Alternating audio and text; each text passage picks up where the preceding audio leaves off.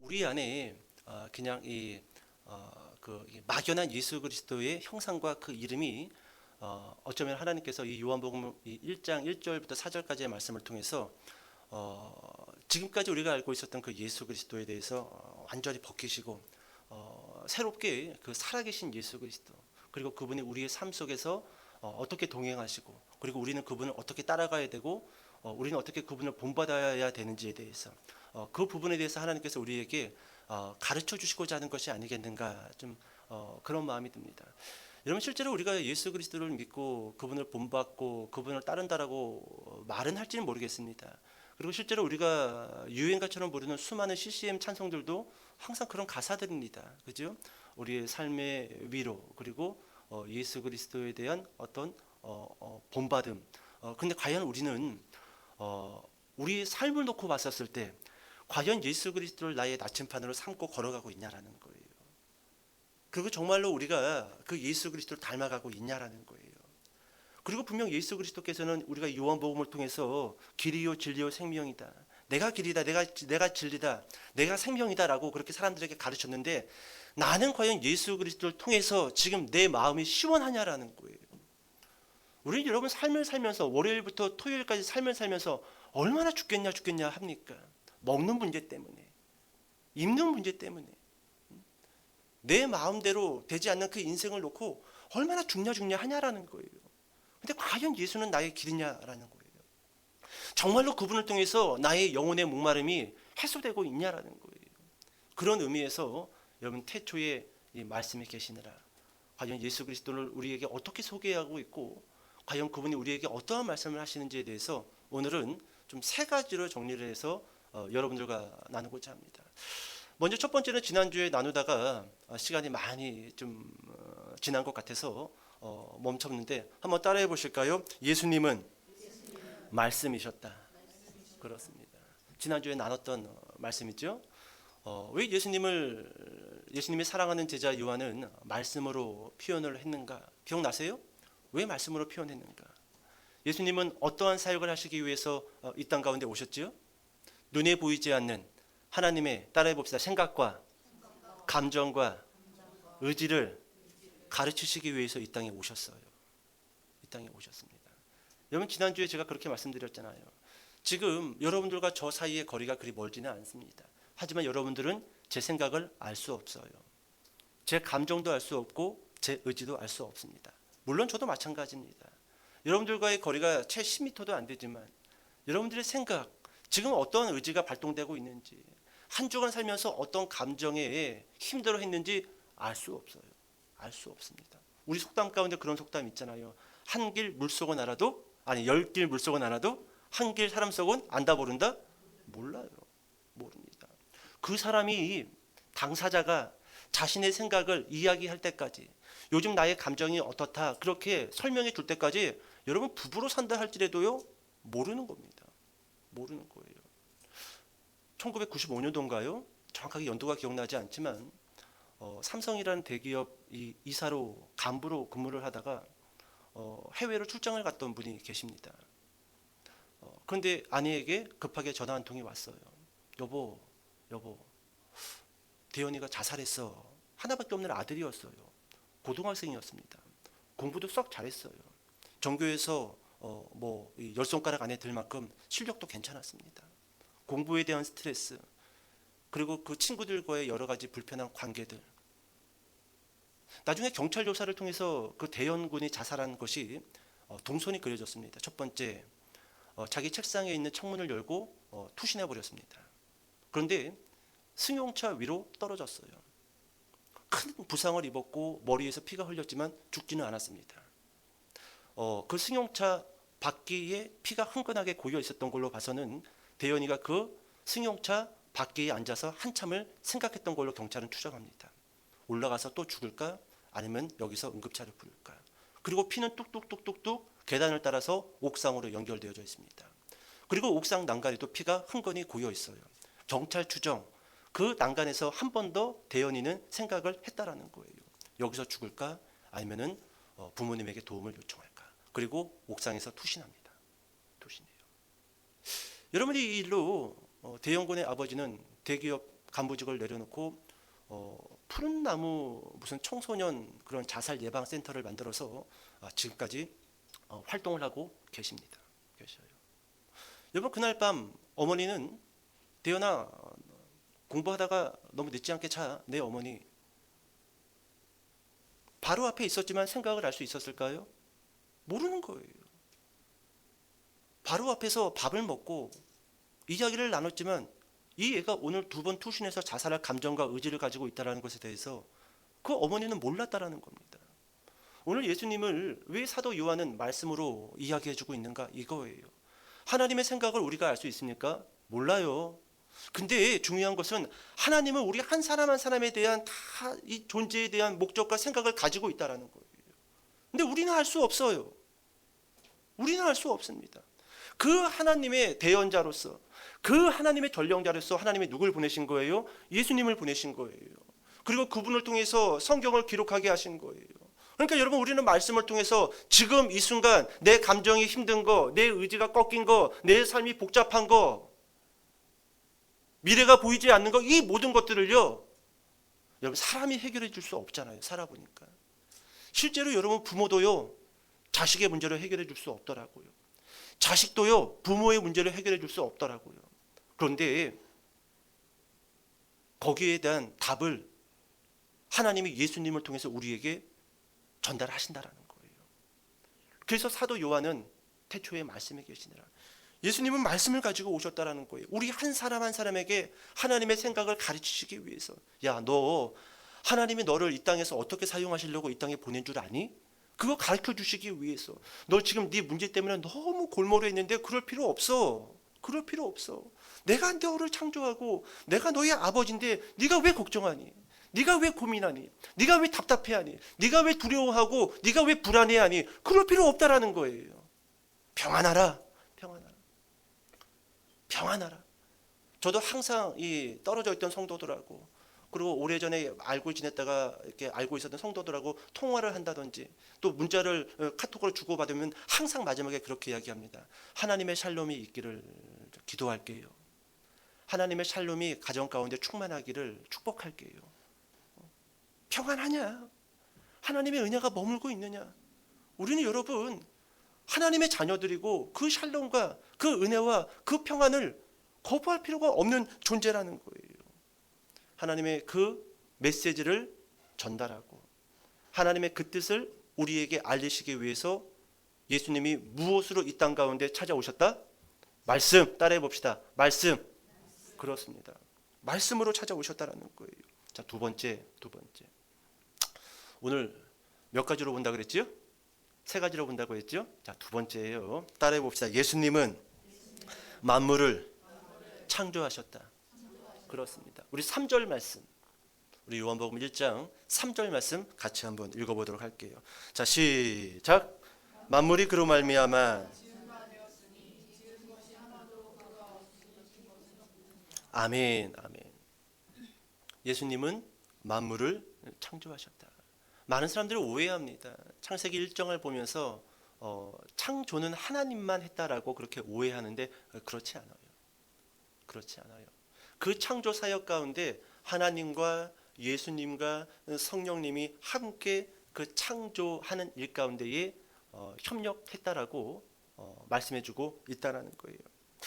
여러분 창세기 1장 천지 창조를 보게 되면은 하나님이 매일매일 창조하실 때마다 창조가 끝나고 이렇게 말씀하십니다. 보시기에 따라해 봅시다. 좋았더라.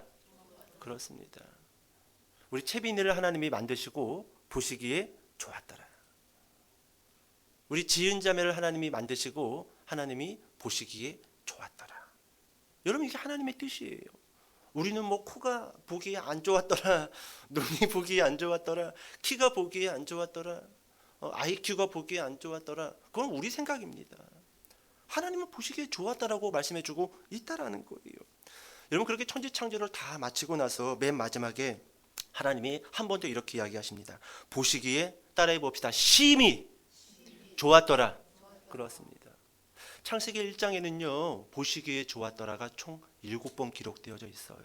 맨 마지막에는 보시기에 심히 좋았더라. 그러면 여러분 제가 좀 이렇게 질문을 던져볼까요?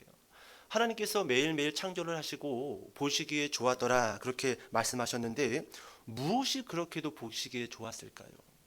무엇이? 우리의 눈, 코, 입이요? 물론 그럴 수도 있겠죠.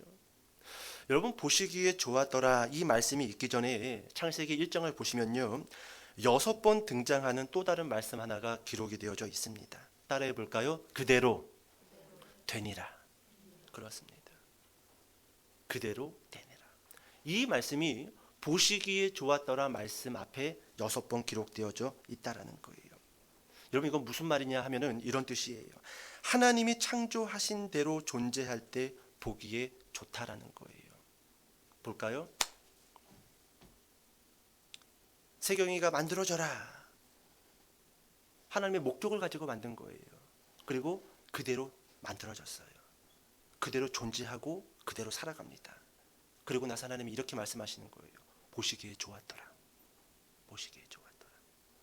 왜 하나님이 만물을 창조하시고 왜 하나님이 사람을 창조하시고 보시기에 좋았더라 그렇게 말씀하셨냐면은 모든 창조물마다 하나님의 목적을 가지고 창조하셨다라는 거예요. 그리고 그 목적에 따라 창조할 때 여러분 그대로 되니라. 그대로 존재하고 있다라는 거예요. 그대로 살아가고 있다라는 거예요. 그 모습을 보고 보시기에 좋았더라. 보시기에 좋았더라. 여러분 노아의 홍수가 있기 전에 하나님은 사람에 대해서 이렇게 말씀하십니다. 제가 잠깐 말씀 하나 읽어드릴까요? 땅 위에 사람 지으셨음을 한탄하사 마음에 근심하시고 어떻다고요? 한탄했대요. 여러분 방금 전 창세기 1장에서는 사람을 창조하시고 보시기에 좋았더라라고 하나님이 말씀하셨는데 몇 장 안 넘어가서 노아 홍수가 있기 전에 하나님이 땅 위에 사람 지으셨음을 한탄하사 마음에 따라해 봅시다. 근심하시고 그렇습니다. 보기 좋았던 사람이 보기 심히 좋았던 사람이 여러분 갑자기 하나님의 근심거리가 되었다라고 한탄했다라고 말씀해주고 있다라는 거예요. 여러분 이것은 무엇을 의미하는 거냐면 이거예요. 창조한 목적대로 존재하고 있지 않고 있다라는 거예요. 누가요? 사람이요. 그대로 되느라. 그대로 되느라. 하나님이 창조하신 목적대로 그대로 돼야 돼요. 그래야 보시기에 좋았던 거예요. 근데 노아의 홍수가 있기 직전에 한탄하고 근심했어요. 그대로 안 되고 있는 거예요. 내가 창조한 대로, 내가 부른 대로, 내가 명령한 대로 그렇게 하고 있지 않는 거예요. 그대로 하는 것이 아니라 그대로 존재하는 것이 아니라 자기들이 원하는 대로 존재하려고 하고 자기들이 하고 싶은 대로 감정을 막 그냥 막 부글부글 끓게 만들고 자신들이 가고자 하는 그 길을 따라서 그냥 막 걸어가고 그대로 존재하는 게 아니에요. 그거는요. 하나님이 세우신 목적대로 하나님이 명령한 그대로 서 있었을 때 여러분 하나님은요 우리 한 사람 한 사람을 볼 때 우리 가정을 볼 때 보시기에 좋았더라. 보시기에 좋았더라. 오늘 여러분 하나님 앞에 기도할 때 그렇게 기도하세요. 하나님이 세우신 목적대로 그대로 존재케 되게 하여 주시옵소서. 이게 먼저 회복되셔야 돼요.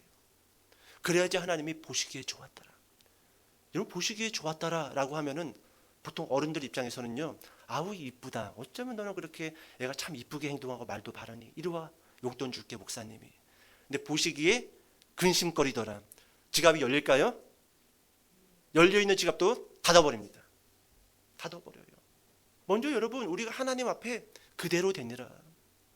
하나님이 명령하신 그대로 존재하는 삶의 위치로 돌아가기를 위해서 먼저 기도해야 된다는 거예요. 예전에 있었던 교회에 어렸을 때는 참 애들이 착했고 말을 잘 듣고 귀여웠던 남학생들이 있어요. 그런 남학생들이 중학생이 되고 고등학생이 되고 끼리끼리 공부도 안 하고 몰려다니고 게임이나 하고 저기 어디 뭐 번화가나 막 어슬렁거리고 그러다가 결국 지들끼리 무슨 범죄를 저질러 가지고 형사들에게 잡혀 끌려갔습니다. 결국 소년원으로 들어갔어요. 요즘 많은 청소년들이 인생이 그렇습니다. 이 아까운 인생을 낭비하고 있어요. 큰일이에요. 안타까울 뿐입니다. 너무 아이들이 잘 먹고 잘 자라다 보니까 워낙 우리가 선진 그 대열 안에 있다 보니까 아이들이 아픔을 몰라요. 굶주림을 몰라요. 지금도 여러분 제3국 가난한 나라의 아이들은요. 너는 뭐가 되고 싶니? 지금 원하는 게 뭐니? 다 하나같이 이렇게 이야기합니다. 공부 좀 했으면 좋겠어요. 근데 우리나라 아이들한테 이야기하면 뭐라고 할까요? 아니에요.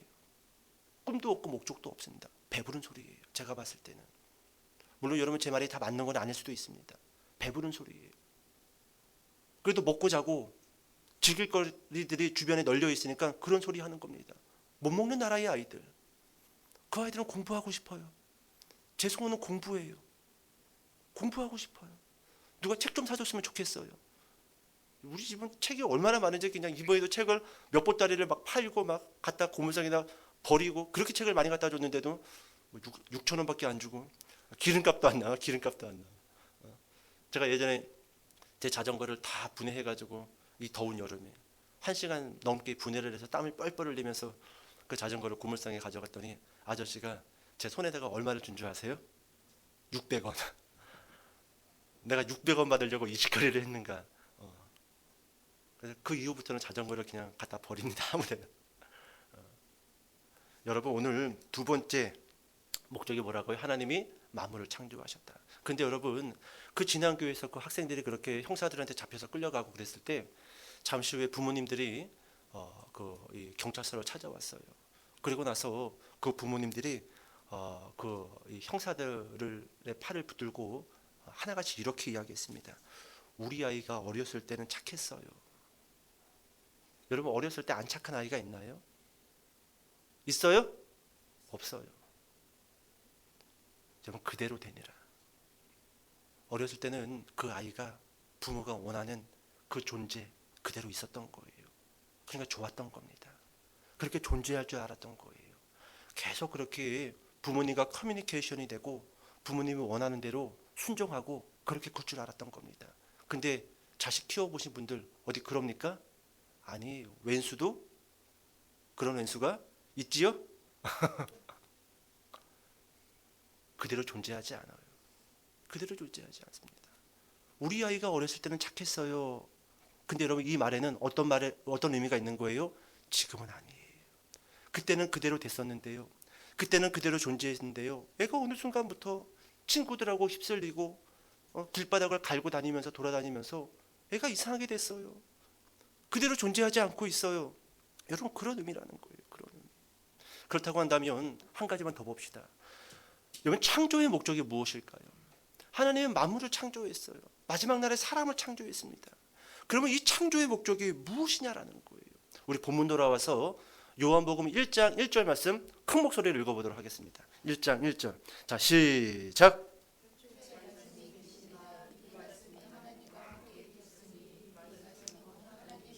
아멘, 아멘. 여러분 창조의 목적 그리고 그 또 다른 어떤 이유들 다 여러분 우리는 예수님을 통해서 배울 수 있습니다. 예수님이 33년 동안 살았던 그 모든 족적과 그분의 존재와 그분의 이유와 그분의 행동과 그분의 말투를 우리는 유심히 보고 똑같이 따라할 필요가 있어요. 왜요? 그분을 통해서 우리는 모든 것들을 배울 수가 있어요. 여러분 1장 1절에 태초에 말씀이 계시니라. 이 말씀이 하나님과 어떻게 계셨으니? 따라해 볼까요? 함께. 그렇습니다. 함께 계셨으니. 여러분 이 함께라는 헬라어 단어를 보면은요 프로스라는 단어예요. 프로스. 이 프로스의 원어가 무엇이냐면요 무엇을 향하여랍니다. 무엇을 향하여. 이게 창조의 목적이에요. 그러니까 여러분 예수님은요 태초의 말씀으로 하나님과 함께 계셨는데 어떻게 계셨냐면은 하나님을 등지고 계셨던 게 아니에요. 하나님을 45도로 째려보면서 서 있던 것도 아닙니다. 어떻게 해요? 하나님을 향하여 항상 하나님을 향하여 서 있었다라는 거예요. 그러면 여러분 하나님을 향하여 서 있다라는 것이 우리에게는 무엇을 말하는 걸까요?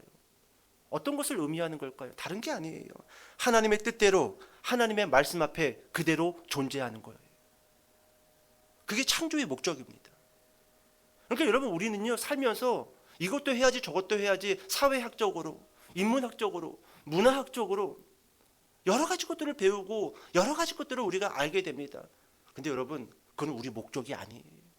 예수님이 태초에 하나님을 향하여 서 있었던 것처럼 하나님이 모든 만물을 창조하고 사람을 창조했을 때 그 모든 만물이 하나님을 향하여 서 있기를 그것이 바로 그대로 되는 거예요. 그대로 존재하는 겁니다. 근데 그 사람이 하나님을 향하여 등졌던 거예요. 왜요? 내가 머리를 굴려보니까 하나님을 향하여 서 있는 것은 내 삶의 목적이 아닌 것 같아. 그때부터 망가지는 거예요. 그때부터 동굴로 들어가는 것이고, 그때부터 두려움에 사로잡히는 것이고, 그때부터 빛이 보이지가 않는 거예요. 그래서 저는 곡소리를 내는 거예요. 나 죽었다, 나 죽었다. 앞이 안 보이는 거예요.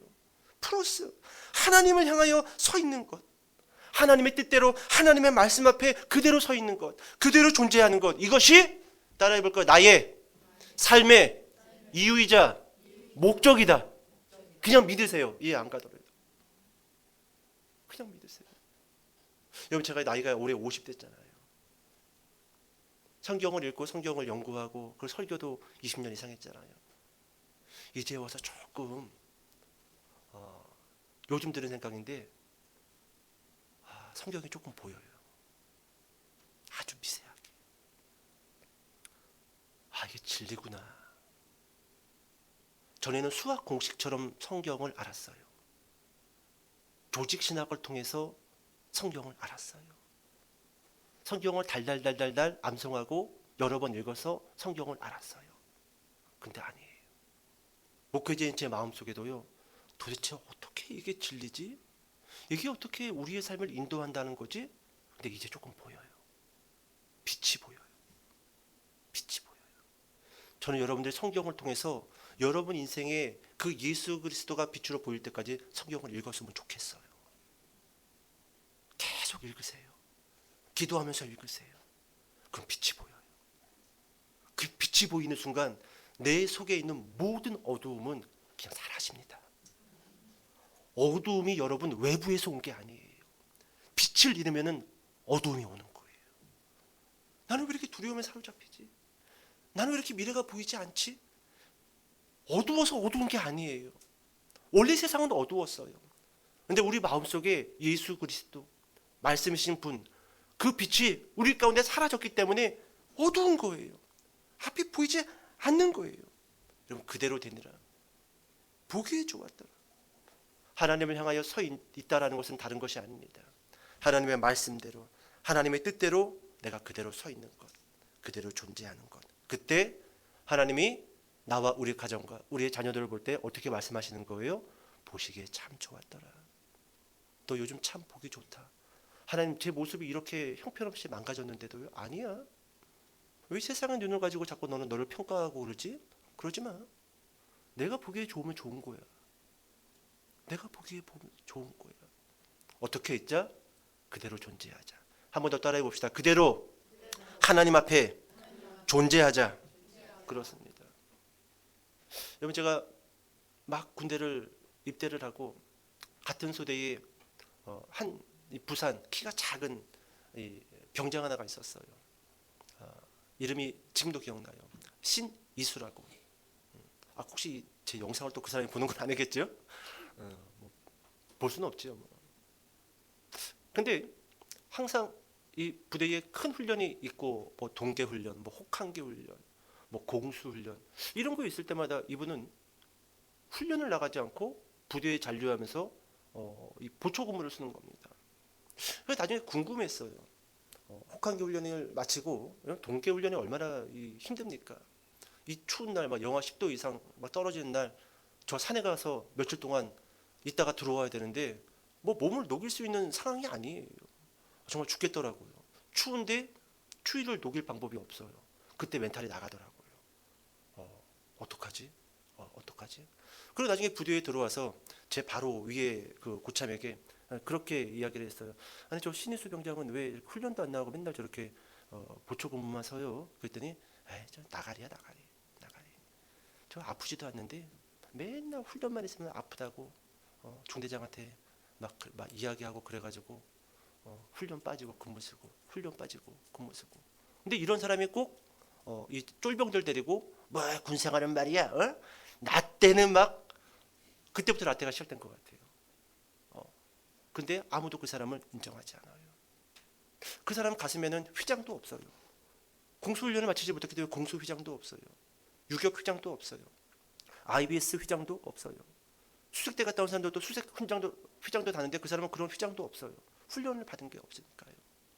여러분, 우리가 살면서 삶의 많은 문제들 앞에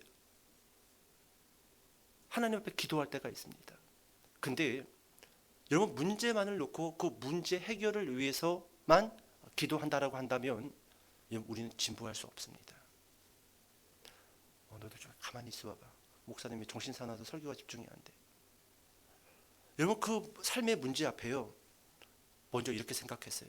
그 문제를 놓고 기도도 해야 되겠지만 하나님 나로 하여금 지금 이와 같은 삶의 문제를 안고 그 시간을 통과하게 하시는 그 이유가 어디에 있습니까? 여러분 이것부터 우리가 질문을 해야 돼요. 왜냐하면은 여러분 그 삶의 문제 앞에 하나님의 뜻을 알지 못하고 그대로 존재하지 못하고 삶의 문제에 뒤에 엉켜서 문제 해결만을 놓고 기도하잖아요. 그러면 시간이 지나서 그 문제가 해결됐다 할지라도요, 이 사람은 신앙의 진보를 누릴 수 없습니다. 그래서 항상 제자리인 거예요. 항상 제자리인 거예요. 아까 여러분 그 신이수 그 병장 자꾸 문제를 회피했던 거예요. 어떻게 하면 이번 기회를 잘 넘어갈까? 요령을 피웠던 거예요. 진보가 있을 수 없습니다. 우리는 여러분 문제 앞에서요, 그 문제의 해결을 놓고도 기도해야 되지만 그 문제 앞에서 그대로 서 있는 훈련이 돼야 돼요. 그대로 서 있는다라는 것은 정신을 놓고 그냥 멍하니 서 있는다라는 것을 의미하는 것이 아닙니다. 이 문제를 통해서 하나님이 나에게 말씀하시고자 하는 말씀은 무엇인가? 하나님이 지금 이 상황에서 나에게 어떠한 존재로서 지금 서 있기를 원하시는가? 우리는 먼저 그걸 알아야 돼요. 그리고 그 문제 앞에서도 그대로 되느라 그대로 존재하는 게 훈련되어져야 돼요. 그래야지 여러분 그 시간을 통해서 하나님은 나를 훈련시키고 나는 진보합니다. 그러면 두 번 다시 여러분 그와 같은 시험에 빠질 염려가 없어요. 근데 그 문제 해결만을 놓고 기도한다고 한다면요, 평생을 그 똑같은 문제를 가지고 또 고민하고 성장이 안 되는 거예요. 성장이. 그런 사람들이 얼마나 많습니까? 문제에 끌려다니는 거예요. 내가 문제를 뛰어넘고 더 진보하고 더 성장하는 사람이 돼야 되는데 초등학교 때 만났던 모습하고 중학교 때 만났던 모습하고 고등학교 때 만났던 모습하고 청년 때 만났던 모습이 똑같은 거예요. 성장하지 못했던 거예요. 왜 그런 거예요? 그 문제 앞에서 하나님이 원하시는 그대로 존재하고 있지 못했던 겁니다. 못했던 거예요. 여러분 사도 바울을 보면은요, 고린도후서 11장에서 이렇게 이야기합니다. 제가 잠깐 읽어드릴게요. 유대인들에게 40에서 하나 감한 매를 5번 맞았으며 3번 태장으로 맞고 1번 돌로 맞고 3번 파선하고 일주야를 깊은 바다에서 지냈으며 여러 번 여행하면서 강의 위협과 강도의 위협과 동족의 위협과 이방인의 위험과 시내의 위험과 광야의 위험과 바다의 위험과 거짓 형제 중에 위험을 당하고 또 수고하며 애쓰고 여러 번 자지 못하고 줄이며 목마르고 여러 번 굶고 춥고 헐벗었노라. 이게 사도 바울이 고린도후서에서 자신이 그 지나왔던 문제들을 쭉 이야기합니다. 그런데 이와 같은 극한 환경에서도요, 바울이 말하고자 하는 것은 무엇이냐면은 그 문제를 해결하기 위해서 나는 기도하지 않았다라는 거예요. 그 문제 속에서 하나님은 나에게 무엇을 원하시는가? 그건 다른 게 아니에요. 하나님이 사도 바울에게 줬던 그 명령, 그대로 되니라, 그대로 존재하는 것. 그래서 여러분 사도 바울은 문제를 만날 때마다 급격하게 신앙이 진보하고 성장했던 겁니다. 여러분 나를 땅바닥으로 잡아 끄는 것은요, 문제가 아니에요. 내가 자꾸 그 문제 앞에서 회피하려고 하고 도망가려고 하고 그러다 보니까 여러분 더 엉키는 거예요. 어떻게 해야 된다? 문제를 만났을 때 여러분 그 문제가 아니에요. 그냥 하나님이 원하시는 대로 존재하면 됩니다. 웃으면 됩니다.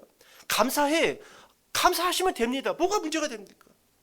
근데 우리는 막 문제를 껴안고 막 엉켜가지고 뒹구르려고 하고 있습니다. 진보할 수 없다라는 거예요.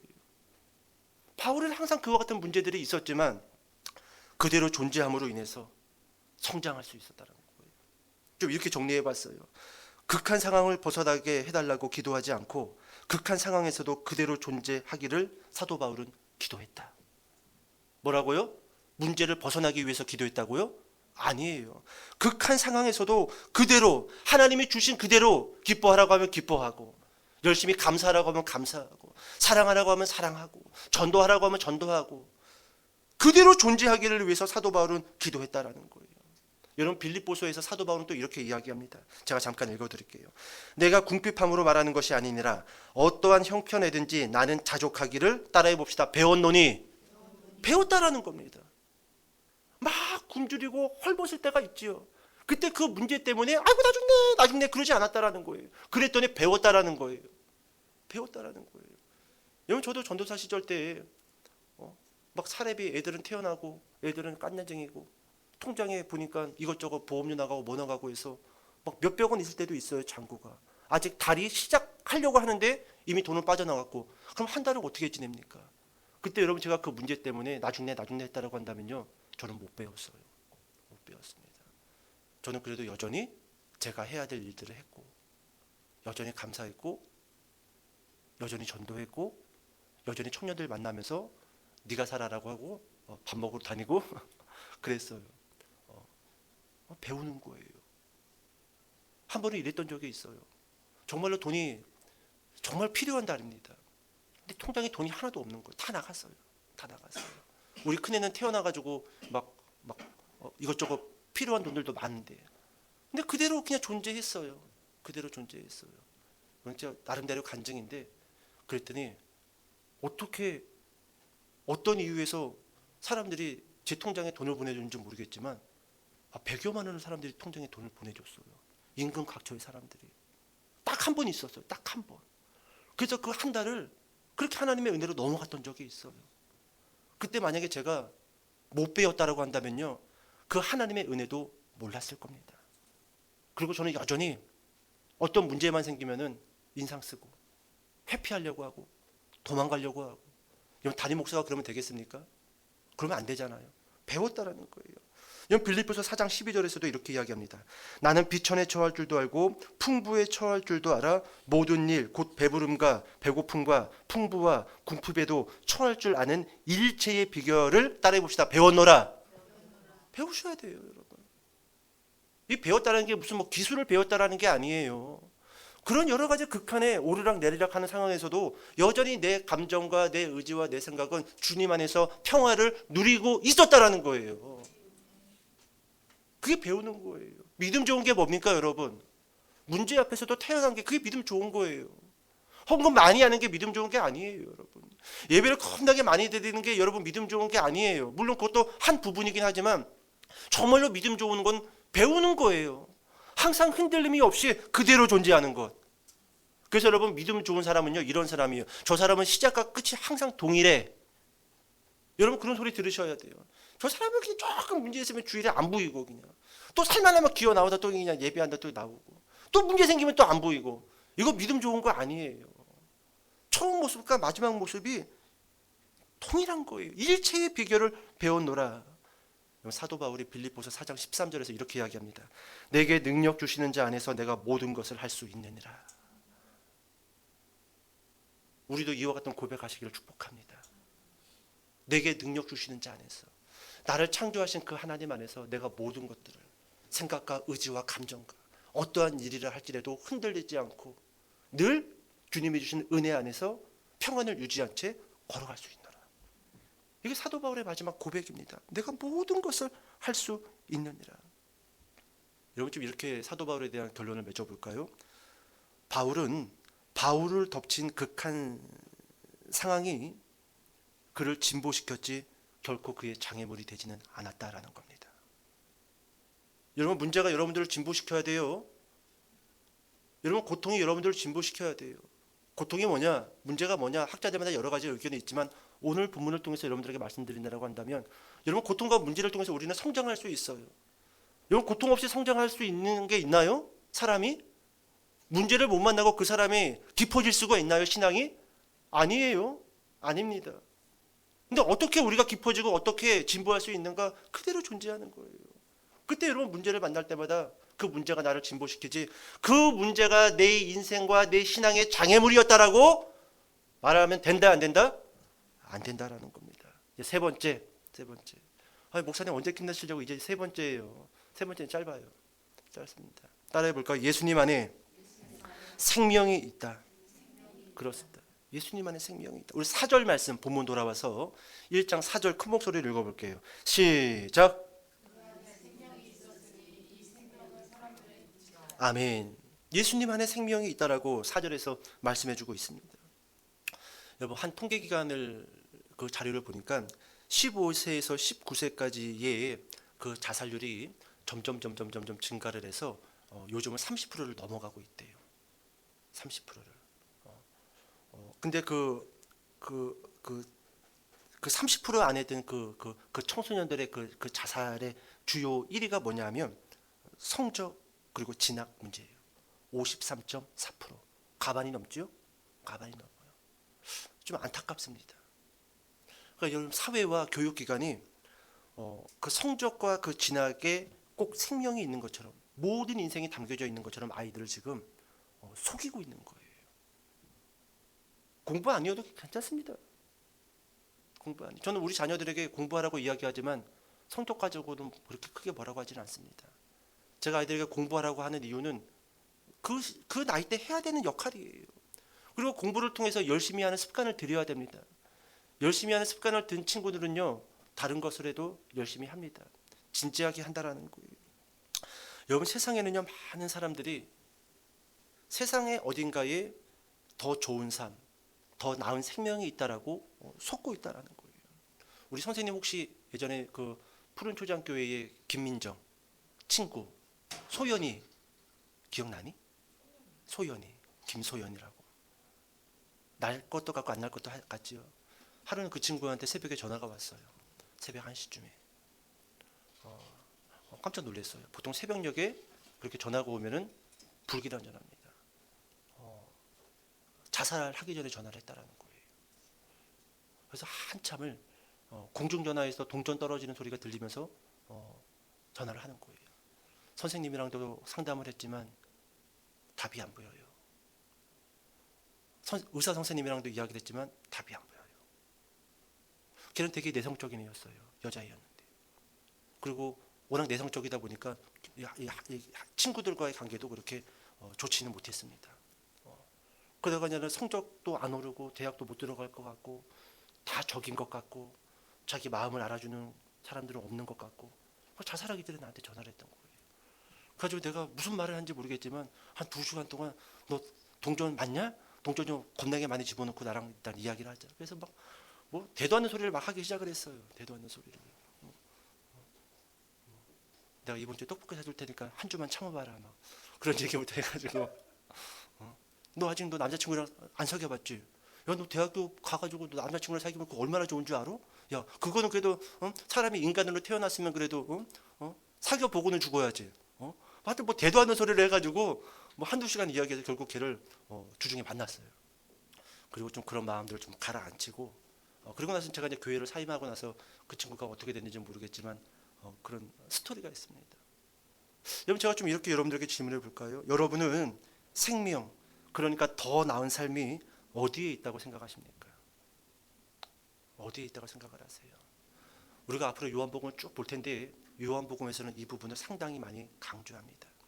요한복음 안에는 몇 가지 표적이 있다고 했죠? 7가지 표적이 있다고 했어요. 먼저 여러분, 요한복음 2장의 가나 혼인잔치에서는요, 사람들은 생명이 포도주, 술 취함에 있다라고 생각을 했던 겁니다. 요한복음 4장의 사마리아 수가성 우물가에서 만난 여자는요, 생명이 어디에 있느냐? 더 훌륭한, 더 좋은 남편을 만나는 것에 생명이 있다라고 생각을 했던 거예요. 요한복음 5장의 베데스다 연못에서 환자는요, 병을 고치는 것에 자신의 생명이 있다라고 믿었던 겁니다. 요한복음 6장의 군중들은요, 광야에서 배불리 먹는 것이 곧 생명이다라고 생각했던 군중들이에요. 요한복음 8장에 간음하다가 잡혀온 여인은요, 음란함이 곧 생명이다라고 생각했던 여자라는 겁니다. 요한복음 11장의 마르다와 마리아는요, 죽은 오빠가 다시 살아나는 것, 그것이 곧 생명이다라고 믿었던 거예요. 모든 표적들, 그리고 그 표적의 중심에 있었던 사람들은요, 생명을 다 세상 어딘가에다가 두고 살았던 존재라는 겁니다. 그런데 이 7가지 이 표적의 그 현장 가운데 누가 계셨냐면 예수님이 계셨고, 예수님이 고치시고, 예수님이 살리시고, 예수님이 먹이시고, 예수님이 가르쳤다라는 겁니다. 이것이 여러분 무엇을 의미하냐면 아주 중요한 의미가 이 안에 담겨져 있어요. 생명은 포도주에 있는 것이 아니라, 생명은 남편을 바꾸는 것에 있는 것이 아니라, 생명은 병을 고치는 것에 있는 것이 아니라, 그것을 치료하고 그들을 먹이고 그들을 가르치는 그 현장에 있는 예수에게 있다라는 겁니다. 중요한 의미예요. 생명은 어디에 있다? 예수님에게 있다라는 겁니다. 예수님. 예수 그리스도로부터 생명이 나와서 사람들을 살리고 사람들을 가르치고 사람들을 올바른 길로 인도한다라는 거예요. 여러분 4절 말씀 다시 한번 읽어봅시다. 큰 목소리로 1장 4절 시작. 그 안에 생명이 있었으니 이 생명은 사람들의 빛이라. 여러분 그 현장 가운데서, 가나 혼인잔치에서, 베데스다 연못에서, 광야에서, 수많은 곳에서 사람들은 생명 대신 예수 그리스도를 만났습니다. 근데 여러분 그 생명 대신 예수 그리스도를 만나고 나서 두 부류로 나눠져요. 첫 번째 부류는 그렇게 생명 대신 예수님이 주신 어떤 물질만을 얻고 돌아가는 사람들이 있고, 또 다른 두 번째 부류의 사람들은 그 예수가 바로 생명의 빛이다라는 것을 발견하는 존재가 있다는 거예요. 여러분 가나 혼인잔치 때요, 후반부에 이렇게 기록되어져 있습니다. 사람들이 예수를 믿었더라. 예수가 빛이라는 것을 본 거예요. 여러분 우리가 그렇게 돼야 돼요. 교회에 나와가지고 예수 수도 없이 찬양하고 그 사람의 그분의 이름을 듣는데 그분이 나에게 빛으로 보이지 않는다라고 한다면 우리는 실패하는 겁니다. 실패한 거예요. 말씀을 듣고 예수님이 빛으로 보여야 돼요. 그렇지 않고 그냥 오늘도 설교 끝났네, 집으로 돌아가네, 내일도 하루가 시작되네, 그러면 실패한 거예요. 실패한 겁니다. 예수님이 빛으로 보여야 돼요. 사마리아 여인 어떻게 합니까? 예수님이 선지자인 줄 알고 이런 얘기 저런 얘기 주거니 받거니 하다가 물동이를 바닥에다 내팽개치고 마을로 돌아가서 내가 메시아를 만났다 예수를 전도하잖아요. 빛을 본 거예요.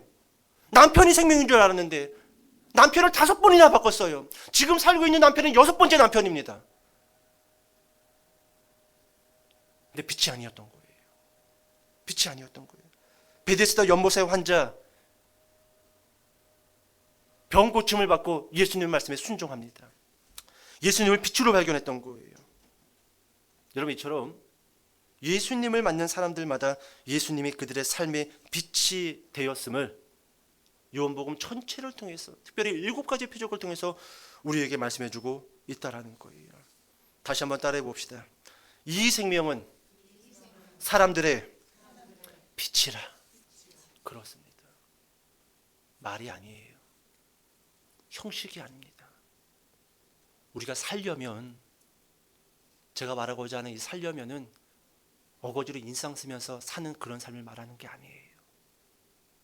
우리가 웃으면서 살려면, 우리가 진리 안에서 자유롭게 살려면은 우리 그걸 원하잖아요. 다른 곳에 있지 않아요. 예수 그리스도를 만나야 되고 예수 그리스도께서 내 삶의 빛으로 보여야 됩니다. 그러면 어둠이 물러가요. 싹 물러갑니다. 여러분 그렇게 생명의 빛 되신 그 예수 그리스도, 그분과 함께 진리 안에서 자유하며 평안을 누리며 은혜 안에 살아가시기를 주님의 이름으로 축복합니다. 기도하겠습니다.